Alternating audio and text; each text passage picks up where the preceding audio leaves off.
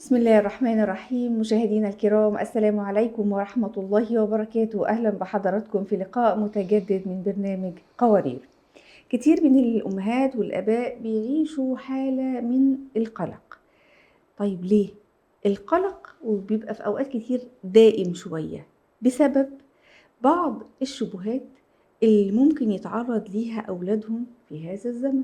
ودايما بنسمع كتير من الأمهات تقول الزمن ده زمن صعب، احنا بقينا بنشوف فيه حاجات عمرنا لا شفناها ولا سمعناها ولا عرفناها أيامينا. ايه اللي احنا بنشوفه في الزمن ده؟ والله يكون في عونهم أولادنا من اللي بيشوفوه بيسمعوه. بس الحقيقة ان الوقاية دايما هي اللي بتكون اسرع واقوى من العلاج. ما نستناش ولادنا يشوفوا ويسمعوا ويجربوا وبعدين نرجع نقول نعمل ايه.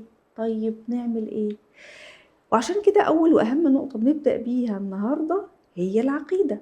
ازاي نغرس عقيدة التوحيد واليقين في قلوبهم ومن هم صغيرين، مش بعد ما بقى عنده 20 سنة اجي اتكلم معاه عن العقيدة. كنا فين من 20 سنة فاتت؟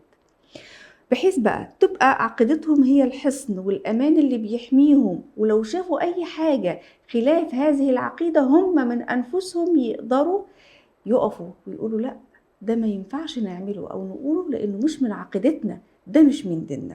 ومن العقيدة بننقل للعبادة، وهنا بنواجه التحدي الأكبر.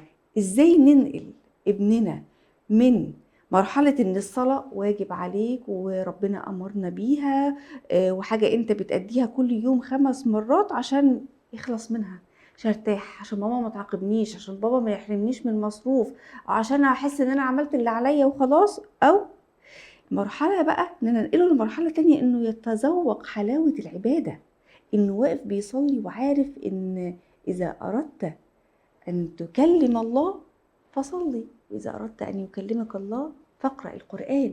إزاي أوصله بقى للذة العبادة دي، وإن ابني مهما كان عمره يحس إن هو واقف بين إيدين ربنا بيكلم الله سبحانه وتعالى وجواه راحة وطمأنينة وسكينة، مش مجرد ان هو زي ما بنقول بينقر الصلاة بسرعة بسرعة يلا علشان ايه، ويقعد يبص كده بابا شايفني ماما شايفاني، ها صليت طيب تمام، مصروف تمام تمام. لا، انا مش عايزة الف في الدايرة دي.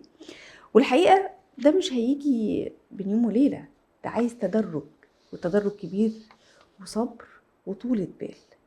طيب احنا لازم اللي احنا عايزين نعمله ونقوله لأولادنا ينعكس على أرض الواقع في صورة أخلاق. احنا الأول نعمل كده قدامهم علشان هم بالتبعية هيعملوا زينا. لأن العقيدة والعبادة لو ما ترجموش في تعامل راقي وصبر واحترام جوه البيت والمجتمع، بيبقى فيك حلقة كبيرة مفقودة. انت بتشوف حاجة جوه البيت وبابا وماما بيقولوا لك على حاجة تانية عايزينك تعملها. كل ده احنا هنعرفه النهاردة، وازاي نعمله مع اولادنا بذكاء وبحكمة وبتدرج مع ضيفتنا المشرفانة الدكتورة هناء جادو، مؤسس ومدير أكاديمية إتقان للمعلم والمربي ومؤلف منهاج طفل سعيد متوازن. سلام عليكم واهلا مرحبا يا دكتورة. اهلا وسهلا استاذه اهلا ندى. بيكي. الحقيقه احنا اتكلمنا في الحلقه السابقه عن بناء الهويه عند اولادنا، وشفنا بعض المراحل.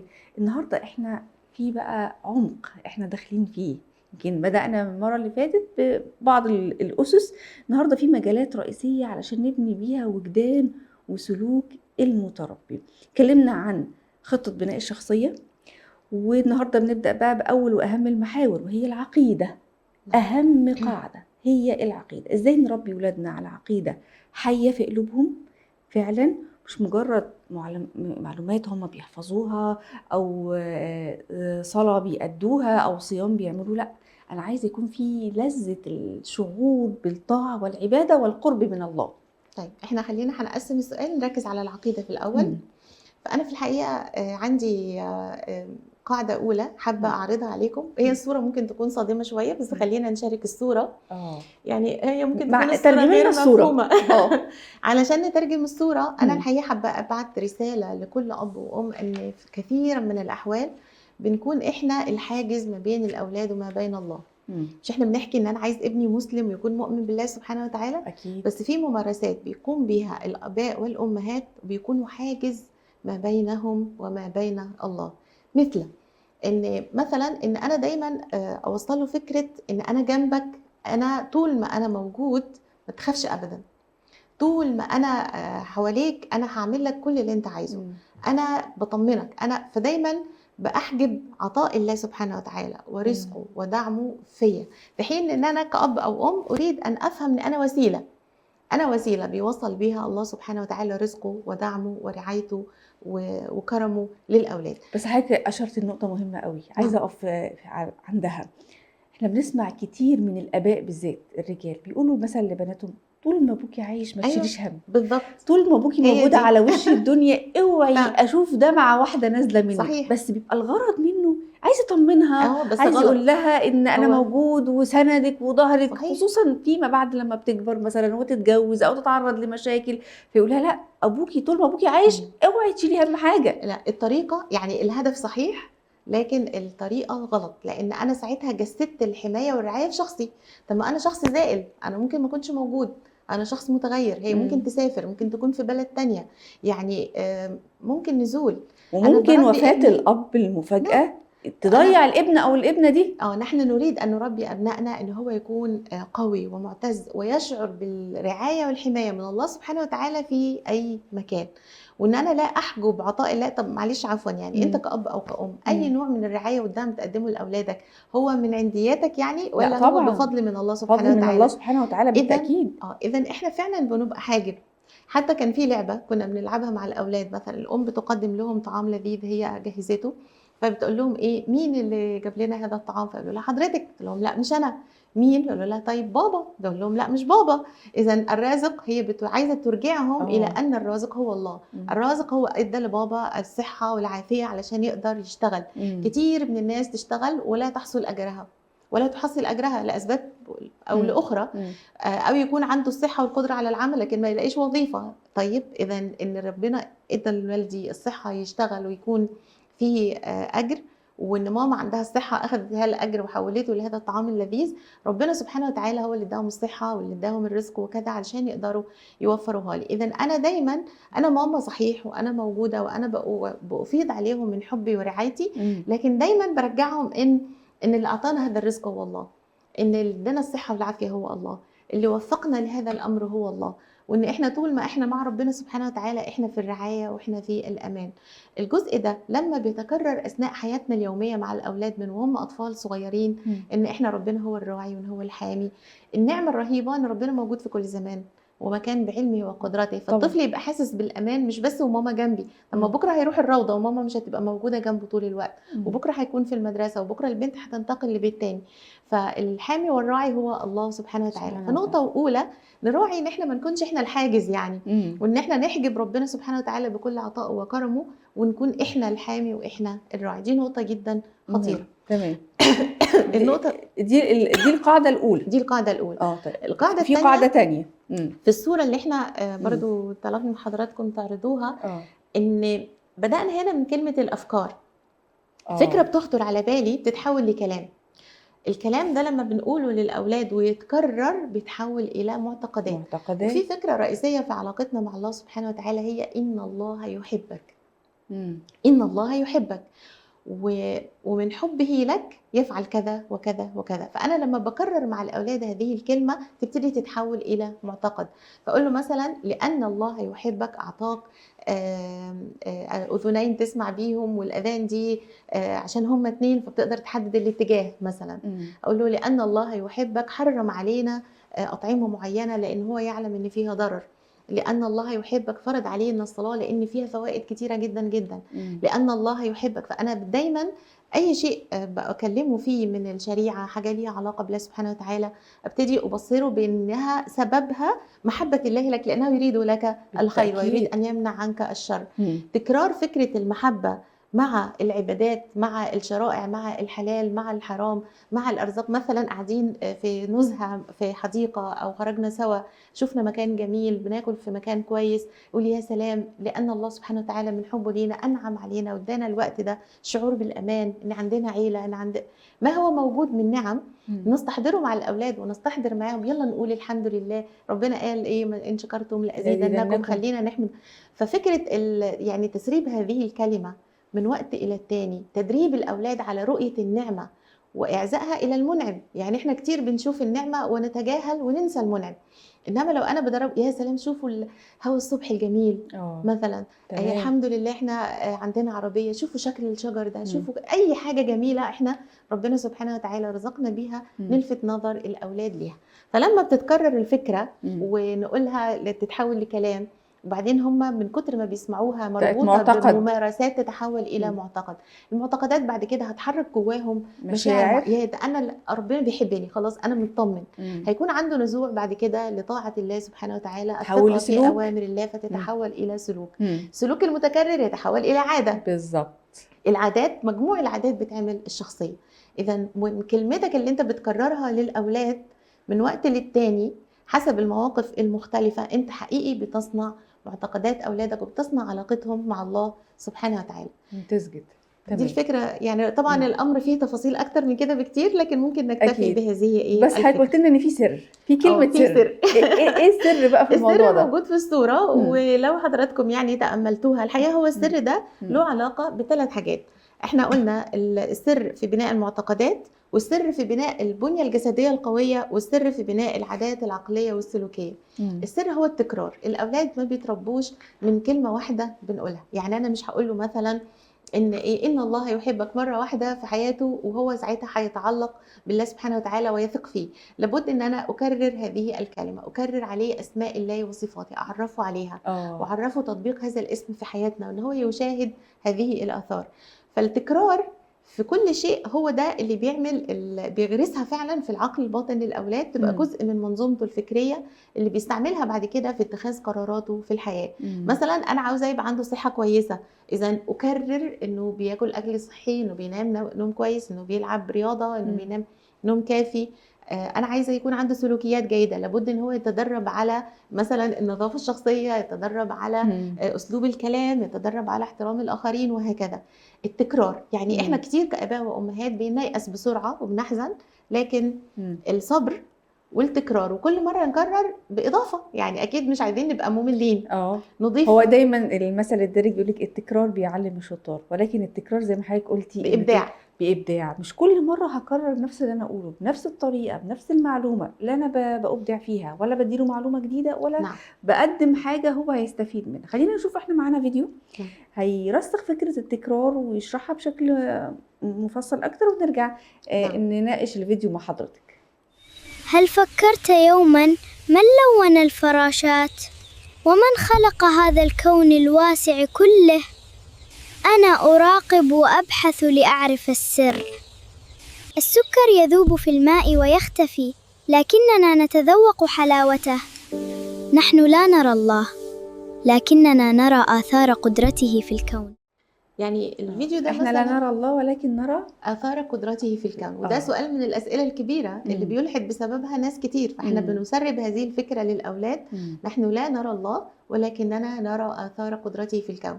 وكانت بتشرح بقى بمثل انك انت لا ترى السكر داب في الماء، بس وانت حاسس بطعم حلاوته. إذن انا اعرف ان السكر موجود لاني رأيت الأثر، وليس لاني رأيت السكر نفسه. السكر نفسه اختفى. طبعا ده مثل، وفي أمثلة تانية كتير، وفي تفاصيل في الأمر. ولماذا لا نرى الله وكيف يرانا ونحن لا نراه؟ طب ازاي كيف يرانا ونحن كثير؟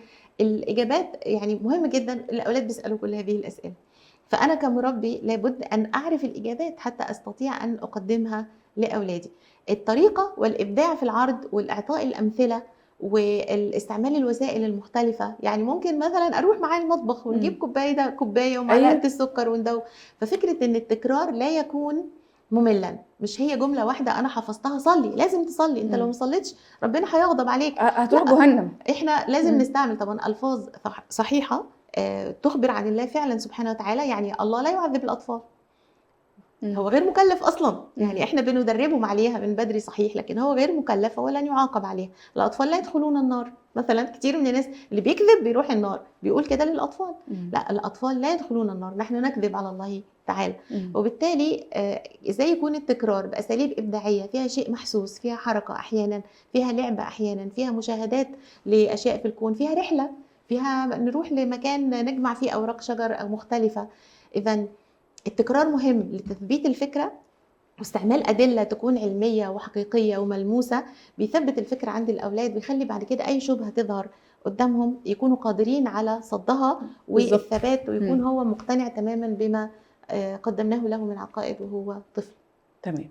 طيب احنا من العقيدة لبناء العبادة، من شكليات صلاة وخلاص بيأديها بسرعة إلى روح، عايزين تحويل العبادة لأسلوب حياة. يعني ننتقل بقى للمجال التاني وهو العبادة. يعني لا أقول هذا مهم وهذا أهم، كله مهم طبعا جدا. نعم. إزاي ننتقل بالطفل أو الشاب في مثلا مرحلة أداء الصلاة كعبء، أو يعني حاجة بيعملها سريعة علشان يخلص من زن ماما، أو لو فيه هيكون فيه عقاب للأسف الشديد، لأصل بقى إيه؟ إنه يتذوق حلاوة العبادة والقرب من الله سبحانه وتعالى. نعم، خلينا نقول إن كلمة يتذوق حلاوة العبادة هي كلمة كبيرة وتأتي بعد فترة طويلة من الزمن، لكن إحنا عايزينه يلتزم بيها وهو بيحبها، يلتزم بيها وهو مش حاسس إن هي قيد أو ضغط أو قهر عليه. إحنا في عندنا مفهوم رئيسي المفروض نقدمه للأولاد مربوط بالمفهوم السابق في العقيدة. مش إحنا دلوقتي ادينا له تصور عن الله سبحانه وتعالى إن هو الخالق وإنه يحبك بالظبط. وربنا سبحانه وتعالى في القرآن أكد على قانون أساسي إن هو لا يأمر إلا بما ينفع ولا يحرم. حرم عليكم الإيه؟ الخبائث وأحل لكم الطيبات. إذا أنا بستعمل فكرة إن الله يحبك في كل أمر وفي كل نهي. فبنأكد للأولاد إن منظومة العبادات هي منظومة بتستهدف مصلحتك من الأول للآخر. صحيح إحنا بنلتزم بيها كما أمرنا بها الله سبحانه وتعالى بدون تساؤل وبدون ملاحاة، لكن إحنا من حبنا في الله سبحانه وتعالى وإحنا بندرس أوامر ونواهيه وجدنا فيها كنوز رهيبة. فإحنا في معانا صورة كنا مجمعين فيها أركان والفوائد اللي بتخلي ربنا سبحانه وتعالى يأمر بنا هذه الأوامر. مثلا العلماء لما درسوا العبادات كلها سواء كانت الصلاة سواء كان الصيام سواء كان الحج والزكاة، كل واحد فيهم لقى 4 فوائد. في بعد الروحي طبعا، بعد الاتصال بالله سبحانه وتعالى وقوة قوة الروح اللي بتخلي الإنسان قادر إن هو يشعر بالمعية ويشعر بالولاية مع الله سبحانه وتعالى، وإن هو مش خايف من أي حاجة برغم الصعوبة لأن ربنا معاه. فقوة الروح جزء أساسي. تمام. الصحة البدنية، كمية الأسرار في الصيام طبعا. والصلاة يعني اللي هي بتخلي صحة البدن في الصلاة، الحركات البدنية والكهرباء العقلية والتحسين. يعني طبعا في هذا الأمر أبحاث مؤلفة وكتب عن الفوائد البدنية للعبادات كتيرة جدا. في البعد النفسي والسلوكي اللي هو ازاي انا بكون مثلا انسان مسلم نظيف، ازاي انا قادر على اداره وقتي، ازاي انا. فالعبادات ليها فوائد جامه سواء على مستوى الروح سواء على مستوى الجسد سواء على مستوى البناء الشخصيه والعادات السلوكيه والصحه النفسيه. فاحنا لما بنيجي نعلم الاولاد على الصلاه قول له لان الله يحبك فرض عليك الصلاه. الصلاه دي صحيح انت دلوقتي شايفها ان انا بنتزعك من اللعب مثلا او من مشاهده فيلم انت بتحبه، لكن انت هتاخد منها كذا وكذا وكذا وكذا. فاحنا لما بنصبر عليها ناخذ ثمارها. انا ما بتوقعش من طفل او حتى يافع ان هو فورا هيستمتع ويتلذذ بالصلاه، لكن انا لما ادربه على نقاط الاتصال فيها مع الله، على نقاط المنفعه اللي فيها وانك انت ملزم بيها، مش عشان طب انا لا المنافع دي انا لا اريدها مثلا، انا مش مقتنع بيها، انا ساحققها باشكال اخرى. احنا لماذا نعبد الله سبحانه وتعالى؟ لأن الله هو الذي خلقني، هو الذي يعرف ما ينفعني وما يضرني. أنا أطيع الله سبحانه وتعالى، لكن أنا تحببا إلى الله وتقربا ليه بدرس أوامر ونواهيه ووجدت فيها هذه الكنوز من الفوائد الدنيوية قبل الفوائد الأخروية. فإحنا بنفهمه إن في مشقة، لكن المشقة ليها ثمرة بعد كده أنت هتاخدها وتحصل عليها. دايما بقى أحفزه يعني جبلت النفوس على حب ما ينفعها، إنك أنت في الدنيا هتاخد كذا وفي الآخرة هتاخد كذا، وأنت لأن الله يحبك وأراد لك النعيم والخير في الدنيا والآخرة أعطاك هذه الشرائع وهذه العبادات. بالتأكيد.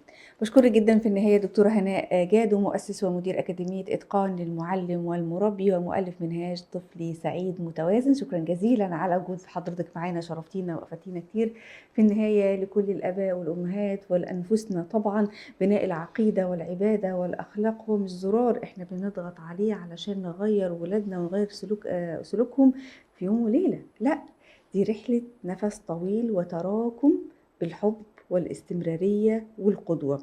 خلينا كلنا فاكرين كآباء وأمهات إن أثر اللي احنا بنزرعه في ولادنا النهاردة في عقيدة وأخلاق هو اللي هيعيش معاهم وليهم طول العمر.